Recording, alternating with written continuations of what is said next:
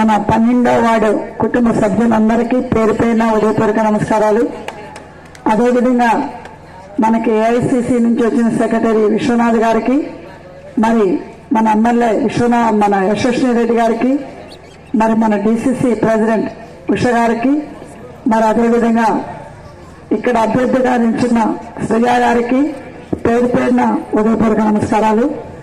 మీ అందరికీ తెలుసు, ఏఐసిసి నుంచి విశ్వనాథ్ గారు రావటం మనకు చాలా సంతోషం. అని మనం చేసుకున్న లెక్క కూడా మనకి ఇక్కడ. మరి అదేవిధంగా మీ అందరికీ తెలుసు, గత 10 ఏళ్ల నుంచి కూడా ఇక్కడ అవకాశం ఇచ్చిన ప్రభుత్వం ఏమీ చేయలేదనేది. మరి ఈ రోజు మాట్లాడుతున్నారు దయాకర్రావు గారు వచ్చి, ఎమ్మెల్యే గారు 2 ఏళ్ల నుంచి నేను తీసుకొచ్చింది కూడా ఏమి చేసుకోలేదు అని. ఈ వేదిక మీద చెప్పేది ఒకటే, గత 10 ఏళ్ల నుంచి మీకు ప్రభుత్వం అవకాశం ఇస్తే మున్సిపాలిటీ ప్రజలు మీరేం చేశారో, మీ కౌన్సిలర్ మెంబర్స్ ఏం చేశారో అందరికీ తెలుసు. సో ఇవనేది మీరు దృష్టిలో పెట్టుకొని, మరి మా ఎమ్మెల్యే గారికి కూడా మీకెట్లయితే ఇచ్చారో 10 ఏళ్ళ అవకాశం, మాకు కనీసం 5 ఏళ్ళ అవకాశం కూడా లేకుండానే మరి ఇది చేయలేదు అది చేయలేదని చెప్తున్నారు. సో ఇప్పుడే కాదు, మన కాంగ్రెస్ ప్రభుత్వం ఇంకా 4 ఏళ్ల తర్వాత కూడా ఇంకొక టర్మ్ కూడా మన కాంగ్రెస్ ప్రభుత్వం రాబోతుంది. మరి మన ఎమ్మెల్యే గారు కూడా యంగ్ డైనామిక్. సో ఇంకా తనకు కూడా నెక్స్ట్ టర్మ్ కూడా తనే మీ ఎమ్మెల్యేగా ఉంటుంది అని చెప్తున్నా ఈ వార్త కదా.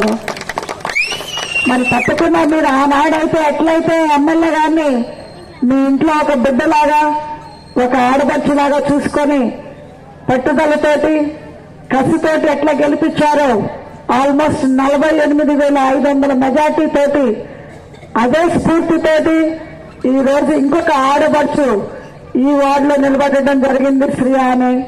వాళ్ళేమి కొత్త కాదు ఈ వార్డుకి. వాళ్ళ అత్తగారు 2 ఏళ్ల నుంచి బ్యాంక్ మేనేజర్ గా పనిచేస్తున్నారు.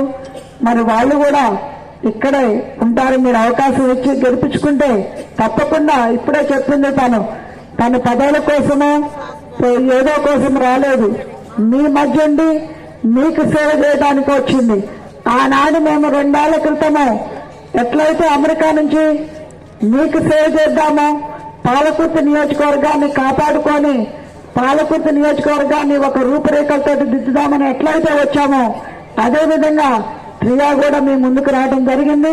తప్పకుండా తను కూడా ఎంతో పెద్ద మెజార్టీతోటి మీరందరూ కూడా మీ ఇంటి ఆడబడుచు అనుకొని, కూతురు అనుకొని తప్పకుండా గెలిపించుకోవాలని కోరుకుంటూ, తప్పకుండా తను గెలిపియండి.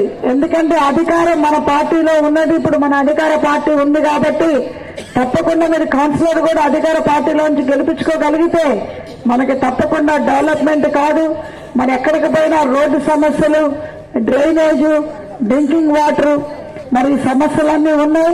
మరి అదేవిధంగా ఇల్లు కూడా ఇందిరమ్మ ఇల్లు, డబుల్ బెడ్రూమ్లు కూడా ఇస్తానని పోయిన వారం వచ్చినప్పుడు నేను చెప్పడం జరిగింది. అదేవిధంగా తప్పకుండా మీరు మీ వార్డు కౌన్సిలర్ని గెలిపించుకోండి. తప్పకుండా శ్రీయా మేడం మీకు తప్పకుండా చేసి పెడుతుంది. మీరు తప్పకుండా 11వ తారీఖున ఓటేస్తారా? జై గుర్తుకే, జై గుర్తుకే, జై కాంగ్రెస్, జై కాంగ్రెస్.